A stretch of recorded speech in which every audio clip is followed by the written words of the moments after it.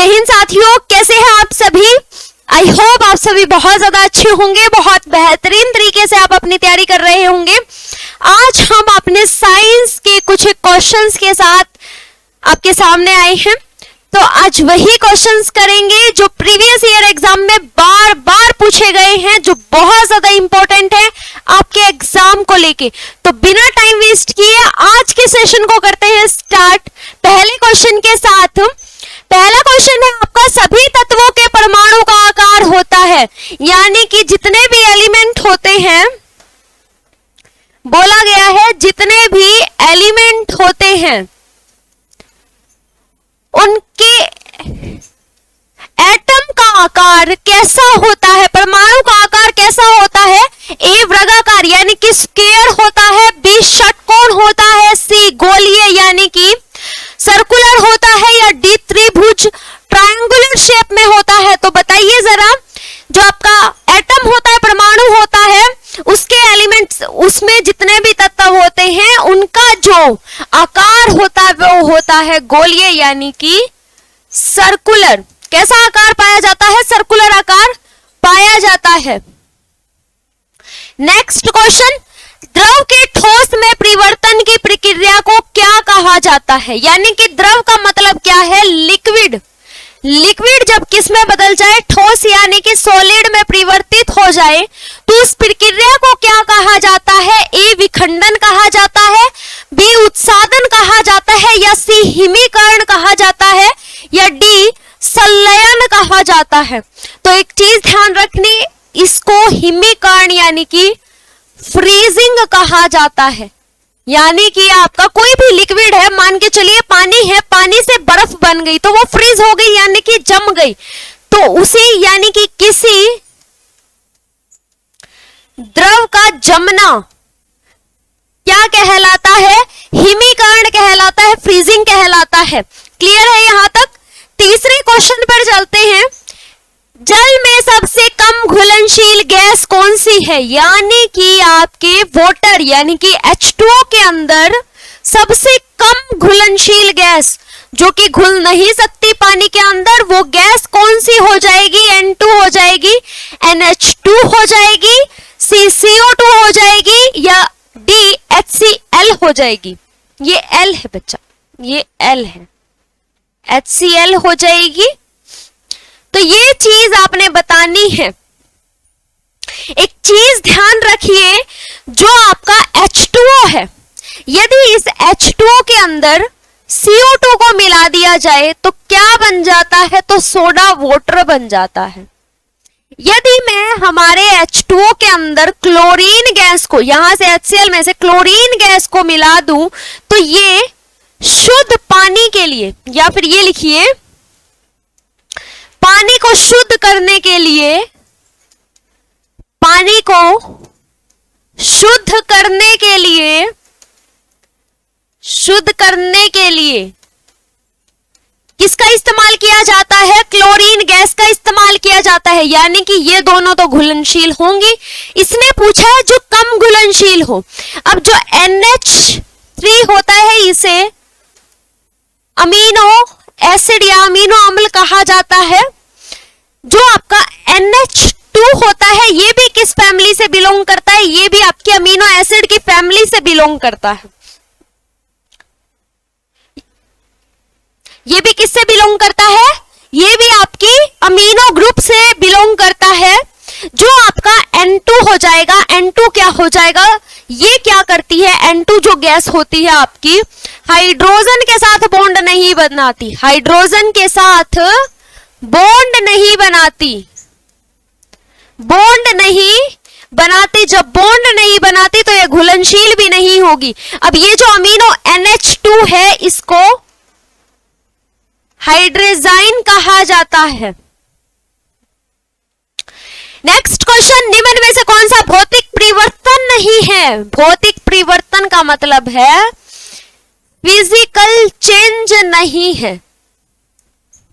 पदार्थों का किण्वन, पदार्थों का किण्वन, ठोसों का द्रव में पिघलना, गैसों का द्रव में द्रवीकरण होना, द्रवों का गैस में वाष्पीकरण होना। ठोस का मतलब है सॉलिड से किस में चेंज हो रहा है? लिक्विड के अंदर बदल रहा है।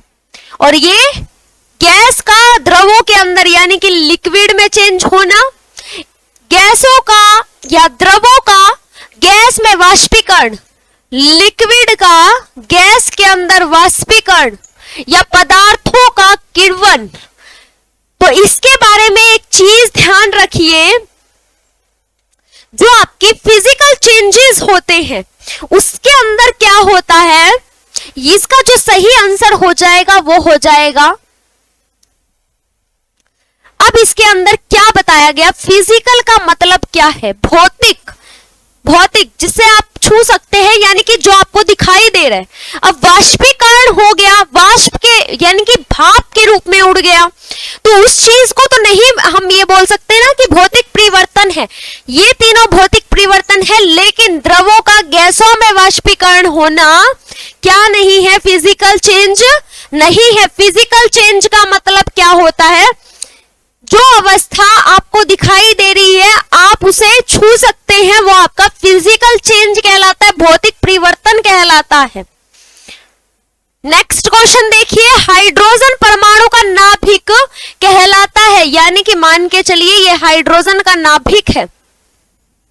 हाइड्रोजन के इस नाभिक के अंदर आपको क्या मिलता है? आपको मिलता है प्रोटॉन और आयंस। इसने क्या बोला है? इसका नाभिक क्या कहलाता है? ये जो नाभिक है, नाभिक क्या कहलाएगा? तो नाभिक प्रोटॉन कहलाता है। नाभिक क्या कहलाता है? प्रोटॉन कहलाता है। निम्न में से सबसे अधिक तन्य धातु यानी कि डक्टाइल मेटल के बारे में बताना है। डक्टाइल मेटल के बारे में बताना है। ऑप्शन ए है सिल्वर, ऑप्शन बी है गोल्ड, ऑप्शन सी है प्लेटिनम और ऑप्शन डी है जिंक। सिल्वर, गोल्ड, प्लेटिनम या जिंक, कौन सा सही आंसर हो जाएगा? तो तन्य धातु के बारे में पूछा है, डक्टाइल धातु के बारे में पूछा है, यानी कि एक ऐसी धातु जिसको पीट पीट कर क्या किया जा सकता है? लंबा खींचा जा सकता है। उस धातु को क्या कहा जाता है? उसको तन्य धातु कहा जाता है, डक्टाइल मेटल कहा जाता है। तो जो आपका गोल्ड होता है, गोल्ड की सबसे थिन लेयर बन सकती है, उसको पीट पीट के पतला और लंबा किया जा सकता है, इसलिए ये क्या है? सबसे तन्य धातु है, डक्टाइल मेटल है। स्टेनलेस स्टील एक मिश्र धातु है। स्टेनलेस स्टील के अंदर कौन कौन सी धातु होती है? ये शायद मैंने आपको एक बार पहले भी बताया है। जो लोहा और क्रैनियम होता है यानी कि आयरन Fe और जो क्रैनियम होता है ये सबसे ज्यादा मात्रा में पाए जाते हैं स्टेनलेस स्टील के अंदर। इसके अलावा निकल भी मिलता है आपको इसके अंदर। नेक्स्ट क्वेश्चन, कोल गैस में उपस्थित घटक का चयन कीजिए। कोल गैस, जो कोयला होता है, जब इसको जलाया जाता है तो कौन सी गैस निकलती है? हाइड्रोजन निकलती है, कार्बन मोनोऑक्साइड निकलती है। हाइड्रोजन निकलेगी, कार्बन मोनोऑक्साइड निकलेगी या आपकी मीथेन निकलेगी। ये चीज आपने बतानी है। तो ये सारी की सारी गैसेस किस में से निकलती है? कॉयल में से निकलती है, और ये दोनों गैसेस जहरीली गैसेस होती हैं और हमारे वायु प्रदूषण का भी कारण बनती है। वायु प्रदूषण का मुख्य कारण बनती है कौन सी गैसें? CO यानी कि कार्बन मोनोऑक्साइड और मीथेन। नेक्स्ट क्वेश्चन, आवर्त सारणी में निम्न में से कौन सी धातु सबसे भारी होती है? आवर्त सारणी का मतलब है यानी कि हमारी पीरियोडिक टेबल में, पीरियोडिक टेबल के अंदर कौन सी धातु सबसे भारी? हैवीएस्ट मेटल के बारे में बताना है। हैवीएस्ट मेटल के बारे में बताना है तो ध्यान रखिए, जो ऑस्मियस होती है, जो ऑस्मियस होती है वो आपकी क्या होती है? सबसे भारी धातु होती है आवर्त सारणी के अंदर, पीरियोडिक टेबल के अंदर। सूर्य की ऊर्जा किस माध्यम से उत्पन्न होती है? जो सूर्य की ऊर्जा उत्पन्न होती है वो किस माध्यम से होती है? ऑप्शन ए है सौर ऊर्जा, ऑप्शन बी है ऊष्मा ऊर्जा, ऑप्शन सी है नाभिकीय संलयन, ऑप्शन डी है गुरुत्वाकर्षण। सौर ऊर्जा यानी कि सोलर एनर्जी से, ऊष्मा हीट एनर्जी से, नाभिकीय संलयन न्यूक्लियर फ्यूजन से या ग्रेविटेशनल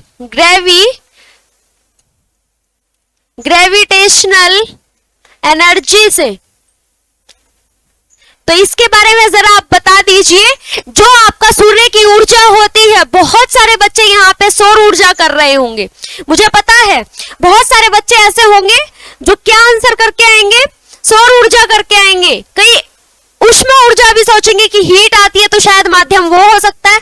जो सूर्य की ऊर्जा है वो नाभिकीय संलयन की वजह से होती है, न्यूक्लियर फ्यूजन की वजह से होती है। एक चीज यहां पर ध्यान रखना, चाइना ने अपना आर्टिफिशियल सन बनाया है। आर्टिफिशियल जो सन बनाया है उसके अंदर भी कौन सी प्रक्रिया का इस्तेमाल किया है? न्यूक्लियर फ्यूजन का इस्तेमाल किया है। नाभिकीय संलयन का इस्तेमाल करके उन्होंने क्या बनाया है? कृत्रिम सूर्य बनाया है। कृत्रिम सूर्य आपका चाइना के द्वारा बनाया गया है। वो भी किस सिद्धांत के ऊपर? नाभिकीय संलयन के ऊपर बनाया गया है। तो सूर्य की ऊर्जा किस माध्यम से उत्पन्न की गई है? नाभिकीय संलयन के माध्यम से उत्पन्न की गई है। नेक्स्ट क्वेश्चन, शुद्ध जल के तापमान फ़ारेनहाइट पर जम जाता है। कहने का मतलब जो प्योर वाटर होता है, प्योर वाटर कितने फ़ारेनहाइट पर जम जाता है? तो आपका जो 32 फ़ारेनहाइट होगा, 32 फ़ारेनहाइट पर क्या हो जाता है? जम जाता है। नींबू में पाया जाने वाला एसिड, ऑप्शन ए टार्ट्रिक अम्ल, option B citric acid, option B citric acid, option C nitric acid, option D acidic acid, acetic acid. तो आंसर क्या हो जाएगा? टार्ट्रिक अम्ल हो जाएगा, सिट्रिक एसिड हो जाएगा, नाइट्रिक एसिड या एसिटिक एसिड। तो जो आपका सिट्रिक एसिड होता है वो बिल्कुल सही आंसर हो जाएगा। जो सिट्रिक एसिड होता है, जो सिट्रिक एसिड होता है, ये किस में पाया जाता है? तो ये खट्टे फलों में, खट्टे फलों में पाया जाता है। नींबू है आपका, संतरा है, अंगूर है, आंवला है, इनके अंदर सिट्रिक एसिड पाया जाता है। पीएच स्केल का परिवार क्या है? 0 से 7 तक है, 8 से 14 तक है, 0 से 14 तक या इनमें से कोई नहीं। तो इसके बारे में, पीएच स्केल के बारे में तो आप सभी को पता होगा। 0 से लेके 14 तक होता है। 0 से लेके 7 तक यदि वैल्यू रहती है तो 0 से लेके 7 तक वैल्यू कैसी रहेगी? एसिडिक रहती है। और 0 से लेके 14 तक वैल्यू कैसी रहती है? बेसिक रहती है। एसिडिक का मतलब है आपका अम्लीय रहती है। जिन एलिमेंट का, जिन पदार्थों का पीएच मान 7 से कम होता है वो अम्लीय कहलाती है, और जिनका पीएच मान 7 से ज्यादा होता है वो क्षारीय कहलाती हैं, वो क्षारीय प्रकृति की कहलाती हैं। और 7 आपका न्यूट्रल होता है, 7 आपका न्यूट्रल होता है। और न्यूट्रल के अंदर यदि प्योर वाटर का पीएच मान पूछे, प्योर वाटर का पीएच मान भी कितना होता है? 7 होता है। प्योर वाटर का पीएच मान 7 होता है। ठीक है। जीवित जीवों की संरचनात्मक और क्रियात्मक इकाई क्या है? ऑप्शन ए प्रोटीन, वसा, कार्बोहाइड्रेट, न्यूक्लिक अम्ल। इसका सही आंसर आना चाहिए कोशिका यानी कि सेल, कोशिका यानी कि सेल। प्रोटीन, वसा और कार्बोहाइड्रेट दिया गया है, ये हमारे क्या है? ये न्यूट्रिएंट्स हैं। ये क्या है? न्यूट्रिएंट्स हैं, ये पोषक तत्व हैं। यदि कोशिका में नहीं दिया गया तो यहाँ पे न्यूक्लिक एसिड दिया गया है, न्यूक्लिक अम्ल दिया गया है, न्यूक्लिक एसिड। इस न्यूक्लिक एसिड, ये न्यूक्लिक एसिड कहां पर पाया जाता है? कोशिका के केंद्रक में पाया जाता है। कोशिका के केंद्रक यानी कि जो आपका सेल होता है, सेल के न्यूक्लियस में पाया जाता है, सेल के न्यूक्लियस में न्यूक्लिक एसिड पाया जाता है। तो जीवित जीवों की संरचनात्मक और क्रियात्मक इकाई कोशिका है। उस कोशिका के अंदर हमारा क्या दिया गया है? न्यूक्लियस दिया गया है। जो न्यूक्लियस, मान के चलो ये कोशिका है, इस कोशिका के बीच में क्या है? केंद्रक है। उस केंद्रक के अंदर क्या पाया जाता है? न्यूक्लिक अम्ल पाया जाता है। तो न्यूक्लिक अम्ल आपका बिल्कुल सही आंसर हो जाएगा। प्रोटीन, वसा और कार्बोहाइड्रेट ये क्या है? ये पोषक तत्व होते हैं। ठीक है, नेक्स्ट क्वेश्चन पर आते हैं। मानव मस्तिष्क में बुद्धि का केंद्र कौन सा होता है? यानी कि जहां पे आपकी मेमोरी स्टोर होती है, जहां पे आपकी बुद्धि लगती है, जहां से ये पता लगता है कि ये बच्चा कितना इंटेलिजेंट है, इसके अंदर कितना ज्यादा दिमाग है, तो वो कहां से पता लगता है? मेडुला ऑब्लंगोटा, थैलेमस, अनुमस्तिष्क, सेरेबेलम या परमस्तिष्क?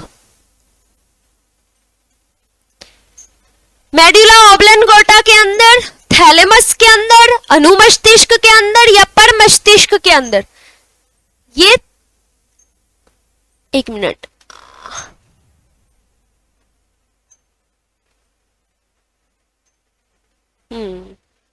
ये दोनों तो भाग किसके हैं? ये दोनों भाग हैं आपके हिंड ब्रेन के। हिंड ब्रेन यानी कि पश्चिम मस्तिष्क के, पश्चिम मस्तिष्क के। और ये दोनों भाग किसके हैं? फोर ब्रेन के। फोर ब्रेन मतलब अग्र मस्तिष्क के। अग्र मस्तिष्क, आगे वाला ये जो मस्तिष्क है, ये आगे वाला मस्तिष्क ही क्या करता है? आपकी मेमोरी डिसाइड करता है कि कोई बच्चा कितना इंटेलिजेंट है, किसके अंदर कितना दिमाग है। वो कौन सा भाग? अग्र मस्तिष्क। अग्र मस्तिष्क का कौन सा भाग? सेरेब्रम या जिसे आप पर मस्तिष्क कहते हैं। ये वाला भाग क्या करता है?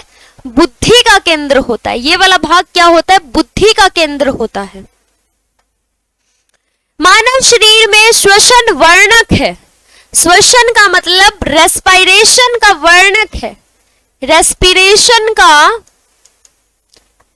वर्णक है। Haemoglobin, eumelanin, melanin, pheomelanin. तो जो हीमोग्लोबिन होता है यानी कि जो रक्त होता है वो आवश्यक होता है, वो वर्णक होता है। वो कैसे होता है? मान के चलिए हीमोग्लोबिन है, मान के चलिए हीमोग्लोबिन। हीमोग्लोबिन के अंदर जब O2 घुल जाती है, O2 कहां से आई? जब आपने सांस लिया तो ऑक्सीजन घुल जाती है, और जब ये ऑक्सीजन हीमोग्लोबिन के साथ मिलती है तो पूरे रक्त के अंदर ऑक्सीजन पहुंचाने का, यानी कि हमारी पूरी बॉडी के अंदर ऑक्सीजन पहुंचाने का काम हीमोग्लोबिन करता है, इसलिए ये इसका वर्णक कहलाया गया है। किस पोषक तत्व का सर्वप्रथम मुंह में पाचन होता है? प्रोटीन का, कार्बोहाइड्रेट का, पेप्सिल का या लाइपेज का? एक चीज ध्यान रखना, जो प्रोटीन होता है, प्रोटीन को पचाने के पेप्सिल या पेप्टोन का इस्तेमाल किया जाता है। और जो लाइपेज होता है, ये लाइपेज आपका कहां पर होता है? ये होता है छोटी आंत के अंदर। और ये छोटी आंत के अंदर किसका पाचन करता है? फैट का, यानी कि वसा का पाचन करता है। तो ये वाला लाइपेज वाला भाग तो मुंह के अंदर मिलता ही नहीं। मुंह के अंदर ये कहां मिलता है? ये छोटी आंत में। और ये पेप्टोन है, ये कहां पर मिलेगा? अमाशय यानी कि पेट के अंदर, अमाशय यानी कि स्टमक के अंदर। कार्बोहाइड्रेट या प्रोटीन, कार्बोहाइड्रेट यानी कि शर्करा या प्रोटीन से मिलता है। किससे मिलता है? यानी कि किसका पाचन मुंह के अंदर होता है? तो जो कार्बोहाइड्रेट होती है, जो शर्करा होती है, उसका पाचन मुंह के अंदर होता है। मुंह के अंदर, माउथ के अंदर होता है। किसके द्वारा किया जाता है? आपकी सलाइवा के द्वारा।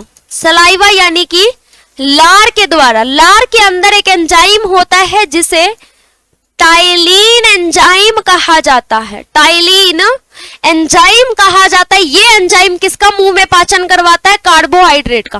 कार्बोहाइड्रेट का आधा पाचन तो मुंह में हो गया। किसने करवा दिया? लार ने करवा दिया। लार में जो टाइलिन एंजाइम है, या इसी को ही आपका सलाइवरी अमाइलेज एंजाइम कहा जाता है, इसने क्या करवा दिया? कार्बोहाइड्रेट का पाचन करवा दिया। यदि आपसे पूछता प्रोटीन का पाचन हमारे किस आंतरिक भाग से शुरू होता है, तो प्रोटीन का पाचन अमाशय के अंदर, ये जो पेप्टोन है या पेप्सिल है, इसके अंदर हमारे प्रोटीन का पाचन शुरू होता है। खत्म कहां पर होता है? पूर्ण कहां पर होता है? तो छोटी आंत के अंदर होता है। नेक्स्ट क्वेश्चन, नेफ्रॉन का संबंध किससे है?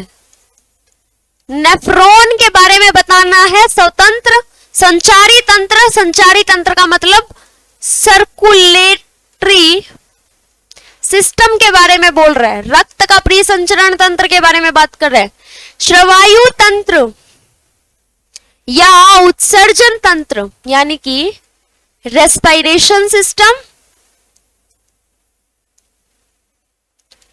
या आपका अरे अरे अरे अरे अरे अरे अरे अरे अरे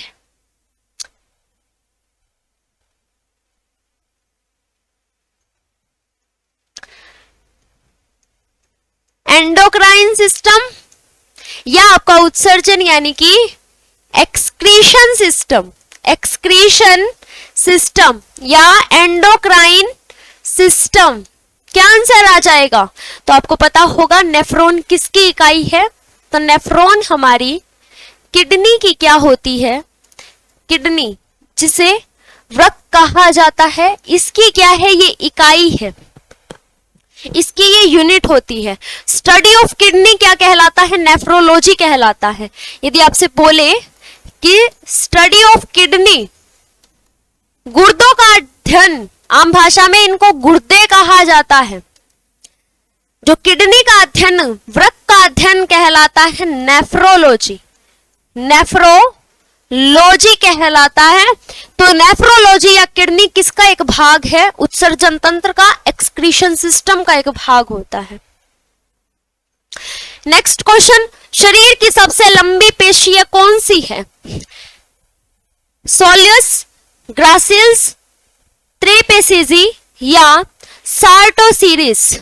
तो जो सार्टोसीरिस होती है ये आपकी कौन सी, जो ये आपकी थाई वाला भाग होता है, जो थाई वाले भाग से लेके, थाई वाला जो भाग होता है वहां से कंप्लीट नीचे तक, पैरों तक जो होती है वो कौन सी पेशी, कौन सी मसल होती है, कौन सी मसल होती है, वो सार्टोरियस होती है, और ये सबसे लंबी होती है शरीर की पेशी। रीढ़ को क्या कहा जाता है, जो रीढ़ होती है, रीढ़ यानी कि जो बैकबोन है, बैकबोन का अन्य नाम पूछा गया है, फीमर होती है, वृक्ष होती है, मेरुदंड होती है या रिब्स होती है।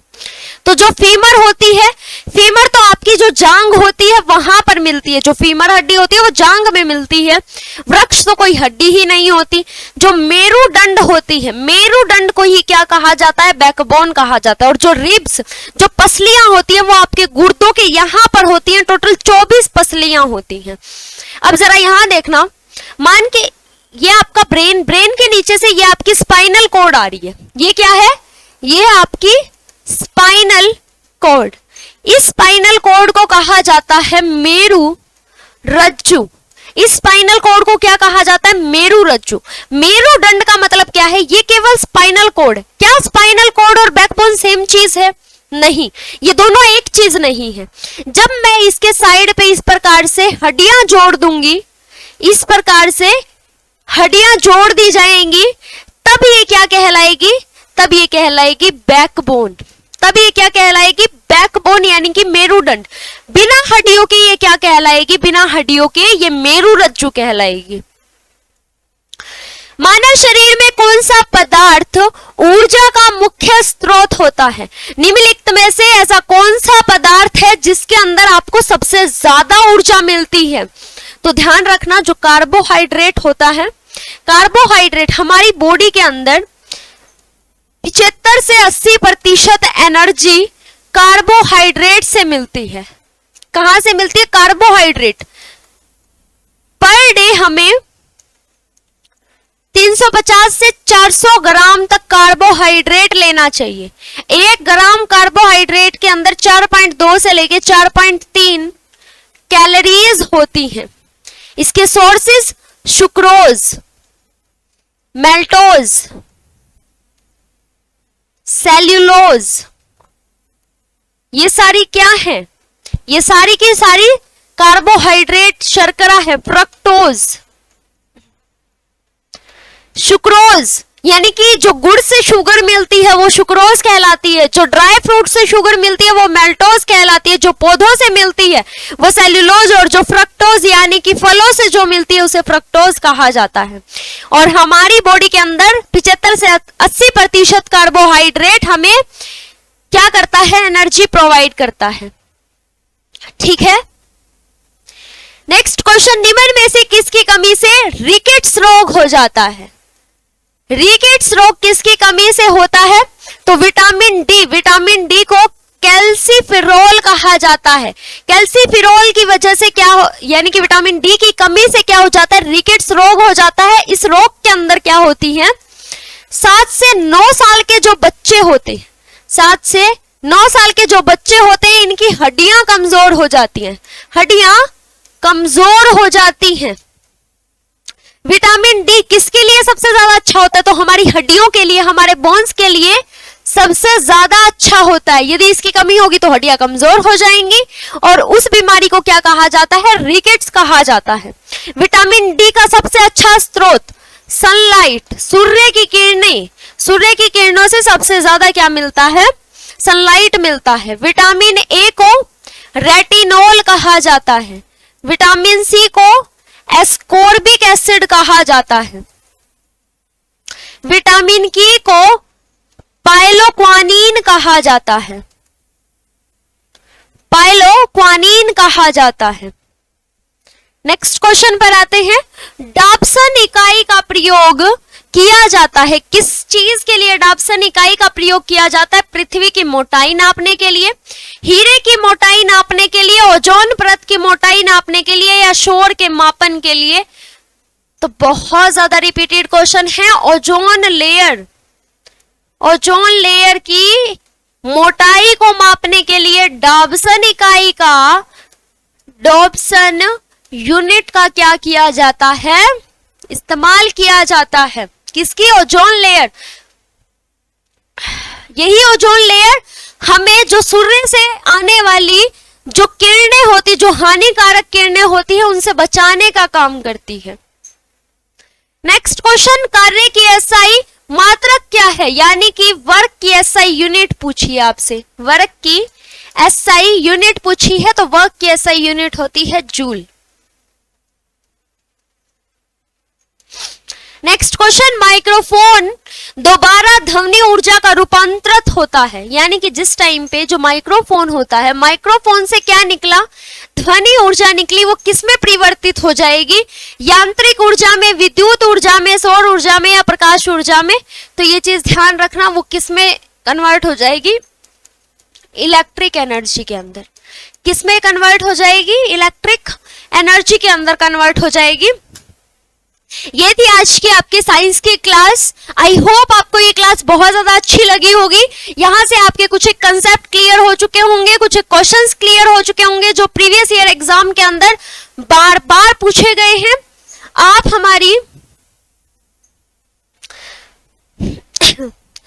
हमारी एप्लीकेशन को भी डाउनलोड कर सकते हैं शेयर्ड क्लासेस के नाम से। इसके ऊपर आपको फ्री नोट्स प्रोवाइड हो जाएंगे, प्रैक्टिस सेट आपको मिल जाएंगे, साथ ही आप टेलीग्राम चैनल को ज्वाइन कर सकते हैं। मेरा टेलीग्राम चैनल भी आप ज्वाइन कर सकते हैं।